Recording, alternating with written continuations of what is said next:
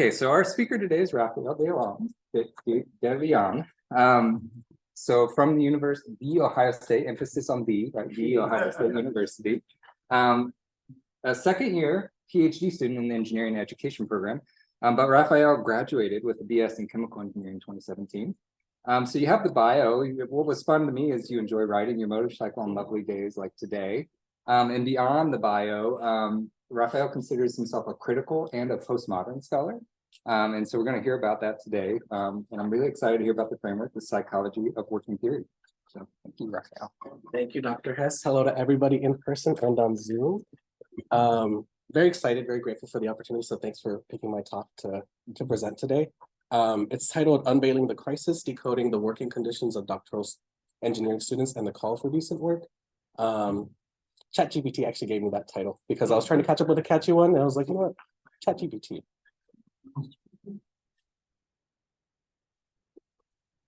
So just to elaborate a little bit on who I am, I use he, him pronouns. I grew up in Columbus, Ohio, under the poverty line in the inner city. I'm a child of immigrants. I'm a first gen. I have a really big family, especially on my mother's side. She's the youngest of 12. And I was lucky enough to grow up with a lot of my cousins. But the rest of my family is everywhere: Kansas, California, Mexico, and my dad's from Guatemala, so I have family there as well. And like Dr. Hess said, I really enjoy riding my motorcycle and I like going on hikes. And I love connecting with people. And I think that requires a lot of open and empathetic dialogue. So we'll try to do that today. And like Dr. Hess said, I'm a second year engineering education PhD student working with Dr. Ann Christie. And I'm currently preparing for candidacy. I just passed qualifiers this past summer. So we're on the right track, I think. I always love hearing people's career trajectories, especially in our field. So I wanted to present that as well. I got my BS in chemical engineering in 2017. So that was OC part one. I did research in energy technologies, which has always been my technical interest and my technical passion. But I also had a lot of teaching experience inside the chemical engineering department and outside of the department. So I knew I loved teaching. At the time, there were not too many jobs that I wanted or were really interested in. So I knew I loved teaching. I liked doing research in undergrad. So professors seem to be really aligned. So what do you do when you want to be a professor? You get a PhD. So I kind of haphazardly applied to a PhD or several PhD programs, but I ended up choosing the University of Houston, where I was initially a PhD student in chemical engineering. And I continued research in energy technologies, but I ran into a tough advising situation with an advisor, no real fault to his own, but didn't really have time for me and I didn't feel very supported. So after 3 years, I left with a master's in chemical engineering to do work in the field, in industry. I was lucky enough to get a job during the pandemic. I think I interviewed in July and then got the job in August. So I felt very fortunate to get that job, and it was with a really great team. So I was doing research at the National Energy Technology Lab, doing techno-economic analyses, supporting the federal side. I was a contractor, so the federal side was our client. And like I said, it was a great team, but during that time, I was able to do more reflection, and with a little bit more time behind me, I was able to realize that I still wanted a PhD, but I wanted to really focus in on education, maybe something in the social sciences. I knew I wouldn't be able to do a regular conventional chemical engineering PhD, but at the time I still wanted to be a professor. So I came across the engineering education program at Ohio State, which had just graduated a few of its first students. And I initially applied to the program thinking that I wanted to make an impact in the Latino community space and STEM development in that area. And I still wanted to be a professor, and that's how I applied to the program. But as soon as I got into the field, within the first few weeks, talking with faculty in my department and outside the department, I realized that the graduate experience was really not framed in the way that I experienced it. So I decided to kind of pivot my interests in research. I think that happens to a lot of us when we first enter the field. I felt that there was a lack of criticality and issues of bias when we talk about the graduate student experience, considering that the people that guide the research are people that have PhDs. So it's a little bit of a survivorship bias, a little bit of a cognitive dance that people are playing. So in order to address that, I am pursuing a public policy minor in the public affairs school. And I think that's going to really support the work that I do in the future. And right now, I'm not really sure about being a professor, considering the type of work that I do. And I want to know who you guys are. So I have a everywhere. So you can hit this QR code, but I'll also pull it up here. Okay, so it looks like the screen is being shared. That's good. Yeah. Yes, can you guys see the QR code online? Oh, no, it's kind of blocking it. Your original screen. Oh, I'll stop sharing. Instruction.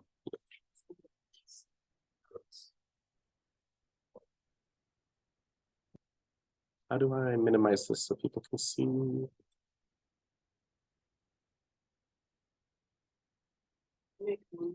Yeah, Yeah. Okay, so yeah, you guys can hopefully get into the room. I'll give you all a few minutes. Yeah, I just really want to know who you all are. I think it's important to gauge the room.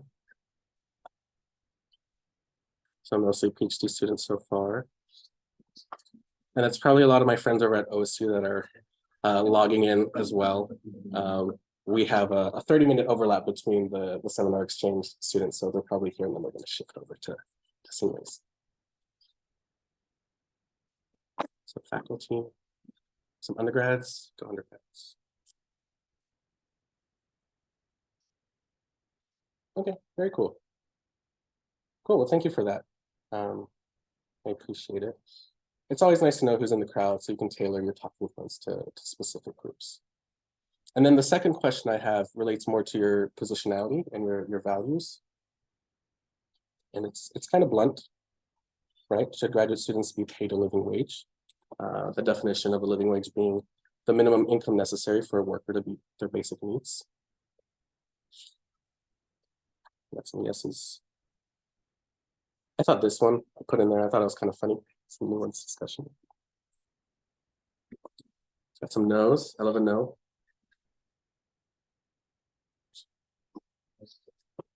Got some of those. Nice, thank you. I'm gonna give some time on this one.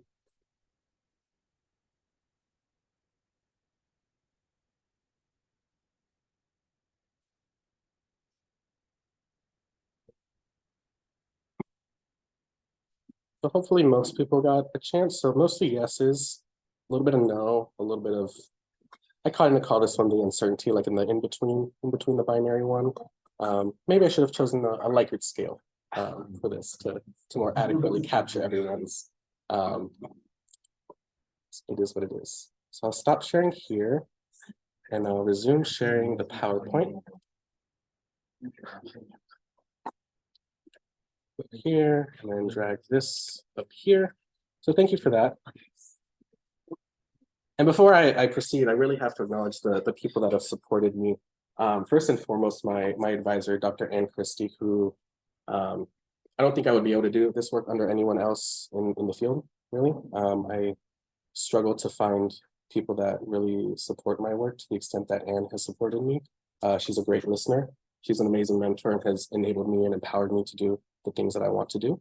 And then I have to acknowledge my co-authors. The second half of this is essentially presenting work that we submitted to a journal. Roz, Alexa, and Bailey are all PhD students in psychology at Colorado State. And whether they know it or not, they were really instrumental in my social support the first semester. I was able to bounce a lot of ideas off of them, and they introduced me to the psychology of working field, which is the framework that I'll be presenting today. So thank you to all of you, as well as to the graduate students at Ohio State who allow me to bounce a lot of ideas. So today, I think it's cool to frame things as stories. So I want to talk about the journey to the approach that my work takes. And then I'll talk about whether or not graduate students do work, the idea of decent work, which sits within the psychology of working theory, and then takeaways and future work. So it's been coined in other fields as a graduate crisis, but in engineering education, that doesn't really seem to be the case. There are some notions more recently that graduate education is facing some kind of crisis, but they're not really sure what it is. I view the crisis as an indication of a deeper issue, and then I'll talk about my journey as well. So as you do when you're a first semester student in a new PhD program, you look at the literature, right? You're like, what are people talking about with this population that I'm interested in studying? And I found in our field that we typically look at things in the graduate population as high attrition, so an issue of high attrition, or as a mental health crisis. And a mental health crisis, much smaller piece than the high attrition piece. And rightfully so. You know, I have some some references here. Domestic engineering doctoral students successfully gain their degrees only 76%, and 65% of the time for men and women. And then for the mental health crisis, our results show that graduate students are more than 6 times as likely to experience depression and anxiety as compared to the general population. So the issue is most often framed as an issue of attrition. But there are other study topics, right? A big one is the advisor-advisee relationship, the power dynamics that go on within that relationship, and the mentorship that goes on during that time. We also talk about senses of belonging, so things like socialization, how do people get socialized within an organization, race and ethnicity, gender, and then peer interactions. But all of these things are talked about in order, they're framed within the context of solving attrition, right? Attrition is a problem that people typically want to solve, and so they look at things that might contribute to attrition. I also have to note that it's rare for good mental health outcomes to be discussed as an ethical or moral issue. Even now, I think most recently, at least in JEE, which is our journal, right? The most recent paper, Bork and Mundissa, frames it as a health issue, which is something very new to our field. Not new to other fields, but new to our field. And when we talk about attrition, it's important to think about the outcomes and the type of work that's done when we're trying to solve attrition. I present Catherine Berdannier's work. I think this is great work. This is not to poke fun or critique and attack that work. I think it's fantastic work. It's quality work, right? I think the process is very good. And it also is aligned with the quality frameworks that we have in our field, so Chaka and Walter, right? But what happens when we frame the doctoral engineering student experience, that issue, the issues that go on as an issue of attrition, is we kind of work backwards from attrition. So we started with attrition, and in this work, Berdanyer and everyone else that worked on that paper found different motivating factors that contributed to students leaving their programs. So that ended up resulting in recommendations like better mental health support and access to services, work-life balance to be modeled by faculty and mentors, open dialogue with faculty and mentors about attrition. But being someone that experienced a tough situation in their doctoral engineering experience in the past, I had to ask the question, to what extent do these outcomes really serve the population of study? Because if we're trying to solve attrition, these outcomes speak to the stakeholders, and the stakeholder that's left out of this discussion is the doctoral engineering student. The population, the group that's being studied really lacks power. And these recommendations don't enable or empower graduate students, right?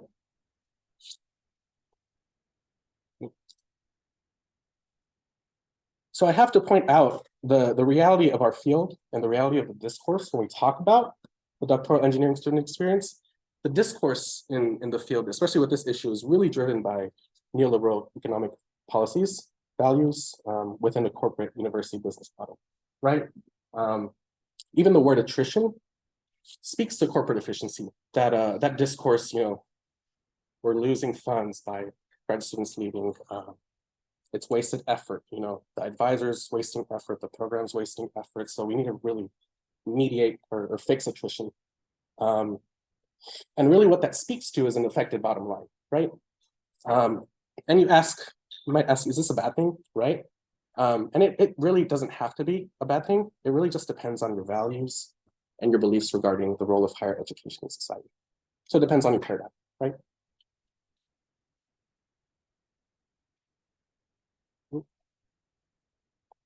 So being exposed to the work in our field, I observed a tension with my personal values. And I think a lot of people, especially when you do qualitative work, observe a tension with your values, right?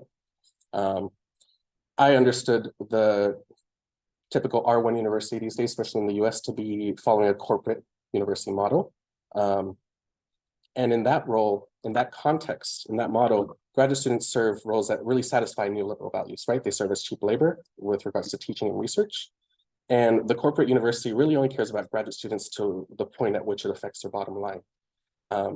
You can see this very blatantly today when we talk about undergraduate students as the consumers, right? We talk about professors as the providers for services, right? We're giving them knowledge, but it's discussed as a good, right? As a service. And then directly conflicting with my personal values, right? I believe that grad students do real work.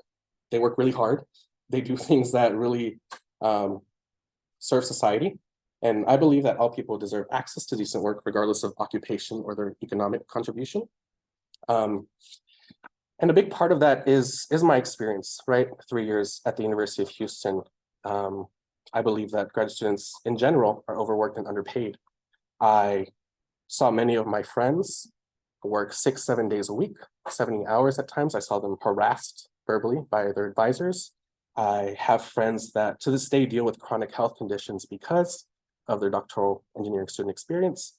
I myself deal with mental health that was aggravated by my doctoral engineering student experience. So it's very hard for me to overlook what my experience was. And I present this quote because it speaks to the current state of, sorry, I don't know why that came up. It speaks to the role of universities today. Whereas universities once were concerned with education for citizenship and knowledge for society, contemporary institutions have drifted away from their civic mission. And that's something that I really believe. So I had a bit of an existential crisis, right? Like I have these values, I observe these things, but I'm in this program and I still want to finish this program, right? I want a PhD, like many of us here. So I have to ask myself a lot of questions, right? Within the constraints of a corporate university model, what can I accomplish in 4 to 5 years, right? How do we advocate for real change for the doctoral engineering student population? Because I don't think that's really being advocated for at the research level. And then what should my approach be? Should I be code switching to argue within the corporate business model? And then ultimately, how do I frame the issue as I see it, knowing that my values are not aligned with the system that I operate within? These are hard questions for a third week PhD student to answer. Luckily, I had some experience as a PhD student, so I was ready to go. And I need to also present this quote by Henry Giroux, who's a scholar that I was introduced to by another graduate student at Ohio State. And it's something that I really resonate with, especially when I was thinking about my work. Research guided only by the controlling yardstick of profit undermines the role of the university as a public sphere dedicated to addressing the most serious social problems that society faces. Moreover, the corporate model of research instrumentalizes knowledge and undermines forms of theorizing, pedagogy, and meaning that define higher education as a public good rather than as a private good. So with all of those values, I had to make some choices, right? Like, what am I going to do? Luckily, I had an advisor that was very supportive. So she kind of left it up to me, which is something that I'm really grateful for. I ended up deciding that though I don't really agree with the corporate university business model, I'll still operate within it, right? I'm going to use the same language that people within this space use. And this allows me to use the same terminology and verbiage that people are already familiar with. So there's less of a learning curve. And this kind of takes advantage of the salience of graduate student labor movements that have been happening in the country. So it's a bit convenient. And though I don't believe that doctoral engineering students should be discussed on a binary because of their important societal role that they play in asking the most critical, pressing questions that our society faces, I can still use the binary to make an argument. So I present this little diagram, which is kind of a false continuum, because I don't really think that doctoral engineering students really sit here, but this is what the discourse is, right? It's either worker or student, and then some people think it's something in between, right? But I don't personally believe that doctoral engineering students sit in this continuum. So utilizing the knowledge of that discourse, I have to define what a worker is. So various definitions I present, all of these I found online. Someone employed for wages or salary, someone you pay to do work, someone employed to do work for wages. So there's an economic component that's very apparent.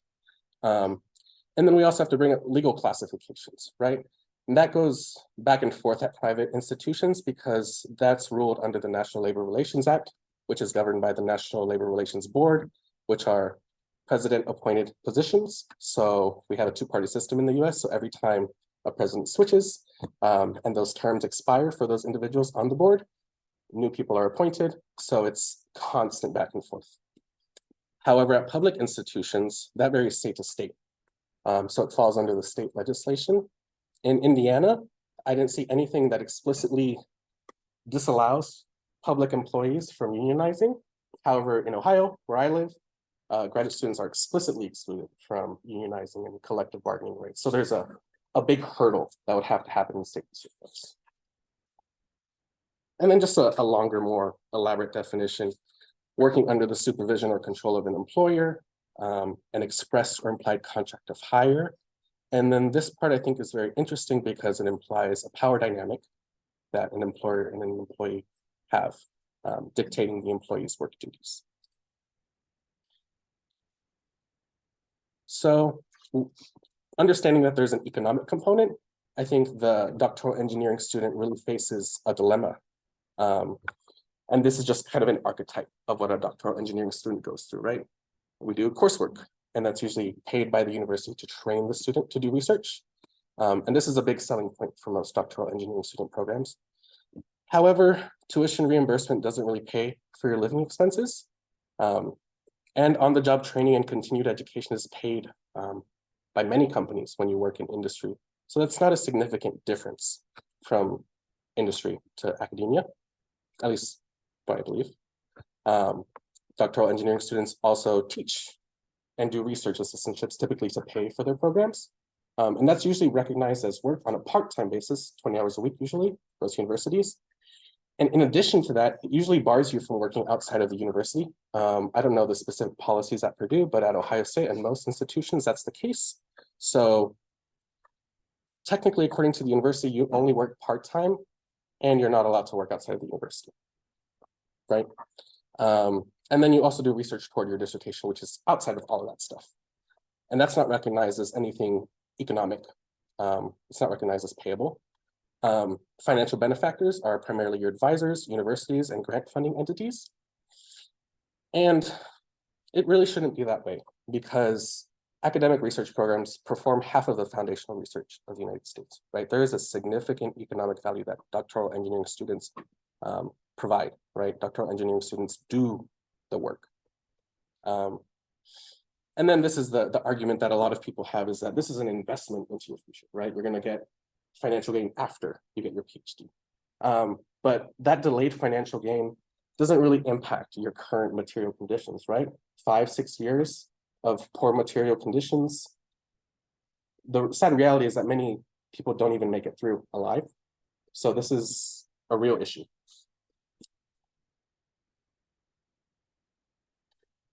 So with that in mind, I have to present a couple of definitions. The definition of exploitation, right? If we talk about the exploitation of doctoral engineering students, the action or fact of treating someone unfairly in order to benefit from their work. And then the definition of unfairly, in a manner that is not in accordance with the principles of equality and justice. So this is a value. I just want everyone to chew on that. And then I want to talk. So I will stop sharing and then reshare to this. Go here. Okay, thank you.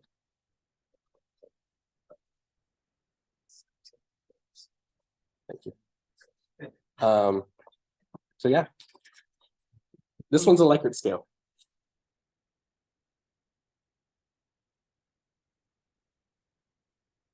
Like dialogue is a two-way street, so I need to know what you guys are thinking.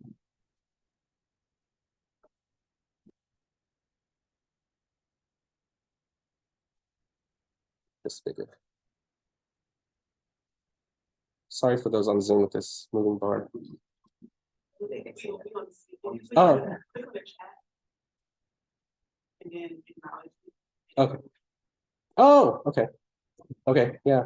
That's correct, Enzo, not to mention while dealing with inflation and there's a lack of increase of wages. No.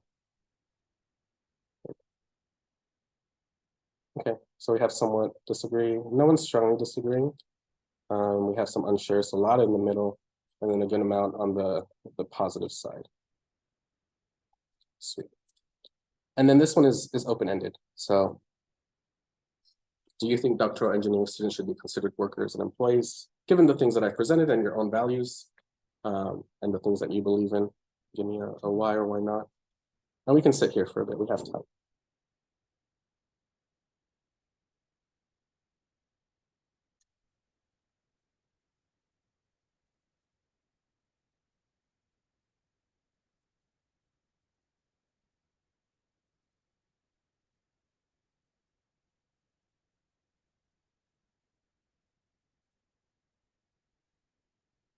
Okay.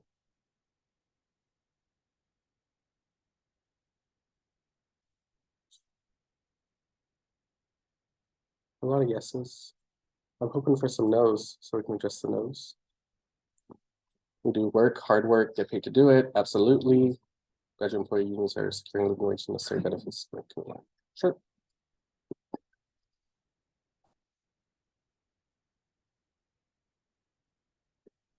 We can only sit on that line where work because we are students with community society and the work of universities. No, they do not carry the risk of the research that is conducted improperly. We'll talk about it. So it feels like work. Yes, engineers make at least double the salary in industry. Those skills don't just disappear when you start grad school. That's really interesting because I was on a panel as a graduate student talking to undergrads, and many of the undergrads were concerned about the financial gain. Like, is there a financial gain in going to grad school? And I had to tell them upfront, not really, right? Because after 5-6 years in industry, you'll be senior level. You should be expecting to make 6 figures, which is what you'll do, what you'll get when you start.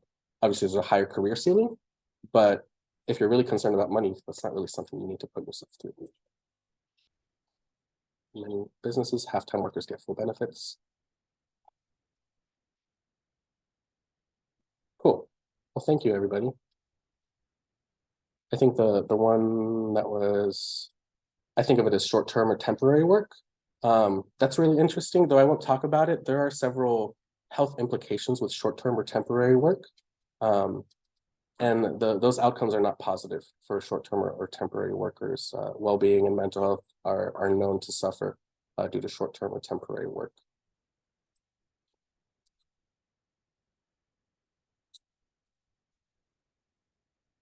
The risk of the research conducted improperly.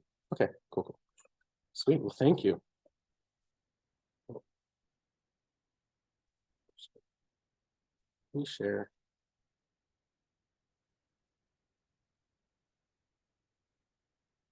Are we sharing? Yes.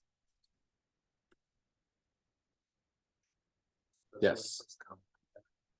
I wasn't familiar with the common restriction that graduate students can't have outside employment. I certainly did in multiple states, including starting a company and holding a part-time job at a church. Even if it was a restriction in those states, I wonder how that would ever be enforced. It's something that's, I don't think, is often enforced. The reality is, I know many graduate students that work outside because they have to, right? But that also means they're working way more than 40 hours. So based on all of that, I want to present the framework, the psychology of working theory that I was introduced to. Decent work is a standard of work that all people should have access to. This is something that's supported by the International Labor Organization.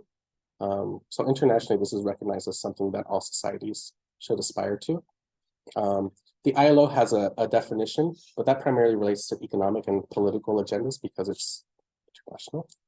The decent work definition that I use is defined from the perspective of the worker and comes from the psychology of working theory. And for decent work to exist, all components have to be there. And the idea of psychology of working theory is decent work sits at the center. And if you have access to decent work, you'll have access to well-being. And well-being is defined as a combination of physical, mental, and emotional health. And those 5 components of decent work are physically and interpersonally safe working conditions, hours that allow for rest and free time, organizational values that complement family and social values, adequate compensation, which we've been speaking to quite a bit, and then access to adequate healthcare.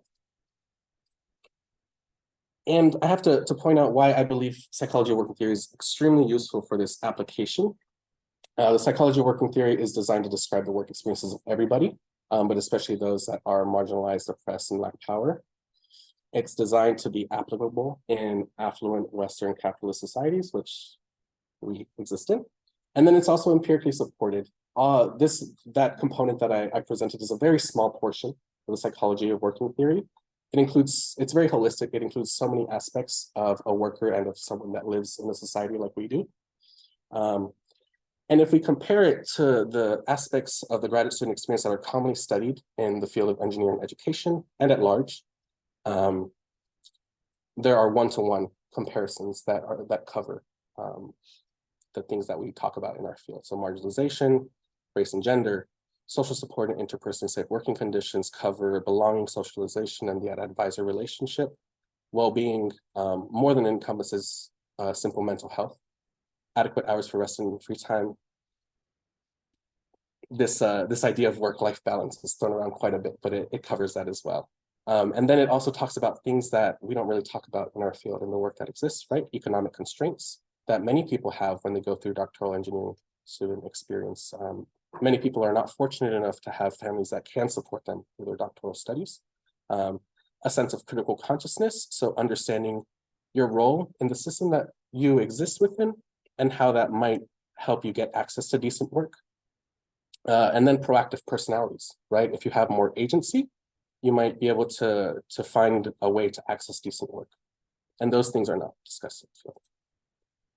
So I'll go through all of the components of decent work and see why we might not have access to decent work as doctoral engineering students. I'm going to check the chat. Yeah, so that's an important thing to point out, Giselle. International students suffer disproportionately from policies that bar them from working outside of the university, because though a domestic student might be able to finesse and find some work and not face ramifications, for international students, there are legal ramifications, right? If you get a job and you're caught working outside of the context that your visa allows. So physically and interpersonally safe working conditions, this speaks to that talking point that someone brought up about risk in doing research. There is a lot of risk for doctoral engineering students doing research. It's known that unsafe working conditions in traditional engineering doctoral programs are very common.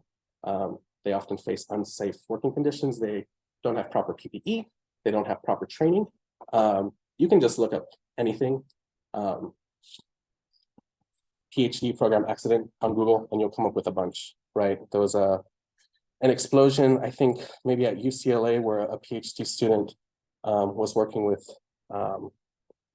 something very reactive with air, and it got on their clothing. Their clothing was synthetic. They weren't wearing proper PPE, and they died from burns, several days later. STEM graduate students often face physically unsafe working conditions with a lack of proper safety training, which I just mentioned. And then interpersonally, there are obvious power differentials between advisors and advisees that commonly lead to harassment, abusive and exploitative supervision, bullying, and encouragement often to engage in unethical behavior, and authorship concerns. And then this is compounded by marginalization, right? If you're from a marginalized group, you'll often face even more interpersonal aggressions. To really drive the point home, physically and interpersonally safe working conditions. There's a man, John Brady, who received his doctorate in electrical engineering in 2017, a year after passing away. After hearing and reading the documentation that his son recorded from Cited, who was his advisor, his father believed that his time in the lab significantly contributed to his death. His advisor's lab had a significantly high turnover, an unusually high turnover, especially compared to other labs. Administration was aware of this, but there wasn't really any consequence or investigation into it at the time. Saeed, the advisor, regularly hurled the F word at students, threatened to fire them, called them monkeys, babies who do not use the brain to think, dumbasses, liars, and more. Unfortunately, this is very common. A lack of oversight with advisees and overly common abusive cultures, especially when we think about engineering culture and engineering values, allow this to happen. Hours that allow for rest and free time, though there's no set amount of working hours that works for everybody. Everyone typically talks about 40-hour work weeks, right? That's been the paradigm, the convention for a very long time. And though universities will publicly state that graduate students shouldn't work more than 40 hours a week, implicit expectations set by an advisor, the lab, or other graduate students often make this statement kind of irrelevant. I present this figure from a university that should not be named, from a workshop called Surviving and Thriving in Graduate School. And I was in this in my first semester. And they themselves say that you should be putting 50 to 60 hours a week towards your PhD if you want to thrive as a PhD student and have good employment opportunities after your PhD. A 2022 Nature survey of graduate students showed that around 70% of graduate students work more than 40 hours a week, which is kind of disturbing. Organizational values that reflect family and social values. This one's a tough one because little, if any, research exists on graduate students' values as they compare to their organizations. But we know that engineering and academia are spaces dominated by rigor and meritocratic ideals, which are constructs that reinforce white heterosexual male privilege. And it could be said that those organizational values in engineering and academia probably wouldn't reflect those of anyone other than those from the dominant identity. Graduate students may experience a calling, and a calling is defined as a transcendent summons, so something that you believe has a higher purpose, an alignment of work purpose with your life purpose, so an internal reflection, and then a pro-social orientation, which speaks to something altruistic that you're benefiting society. So we can maybe hypothesize that graduate students may experience a calling that allows them to put up with unpleasant work conditions, unethical behaviors, and misaligned values to their internal feelings of meaning and purpose. And then adequate compensation, which we've been speaking to quite a bit. Using the MIT's living wage calculator, we collected a ton of information on graduate student stipends for the paper that we submitted, and none of them met the living wage, which isn't surprising. The living wage that MIT uses, the definition is the local wage rate that a full-time worker requires to cover the cost of their family's basic needs where they live. So it's geographically based, so you can go on there and see what it is. And even though engineering graduate student stipends are typically among the highest, right, because we're a very affluent department typically, they rarely, if ever, I haven't seen them meet the living wage. So for here, Purdue, West Lafayette, the annual living wage pre-tax is $33, $16, $18. So you can reflect on whether or not you guys make that. Grad students in mine don't, and our living wage is about the same in Columbus. And then finally, access to adequate healthcare. Rarely do universities fully cover health insurance costs. And even if they do, rising insurance premiums, co-pays, and medication costs combined with low stipends means that it's very difficult to really meet all of your healthcare needs. Barriers to healthcare, low stipends, and limited access means that this is not really being met for all graduate students, which means that graduate students are often neglecting their personal health. In summary, I think that psychology of working theory and this concept of decent work probably explains high attrition and mental health crisis that we see in the doctoral engineering student population. And as I've gone through, though this was a purely theoretical exercise, right? All components of decent work are really in question for doctoral engineering students. I think it would be very difficult to argue that all components exist for doctoral engineering students. So it's pretty bleak, but what can we do? Some takeaways, right? I believe regardless of what you study, issues should be critically examined, right? You have to think about your role, your stakeholders, and what stakeholders you are more beholden to than others. The doctoral student issue is an inherently political one, where economic tensions play a significant role. We can and should be more explicitly criticizing the systems in which we operate, especially as a field that claims to do education work. And then finally, treating doctoral engineering students as workers or employees is a really good first step.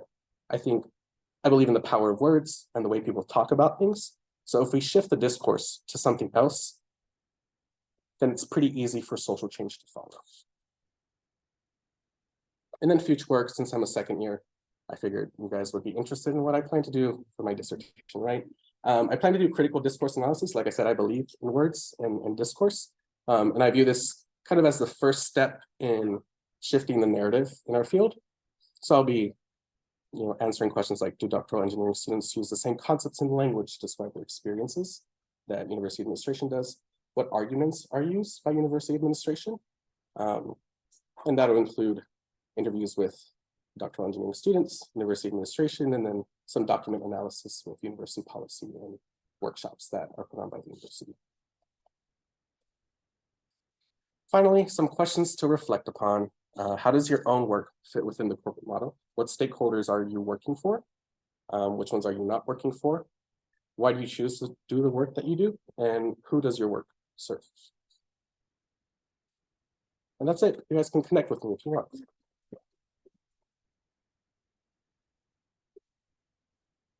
Yeah. We have a few minutes for questions. There is a question in the chat you can take first. How soon after graduation do former graduate engineering students find decent work? That's a good question, Lupe. You can argue that it might be difficult depending. I would say the adequate compensation piece is probably there for all engineers after they graduate from a PhD program.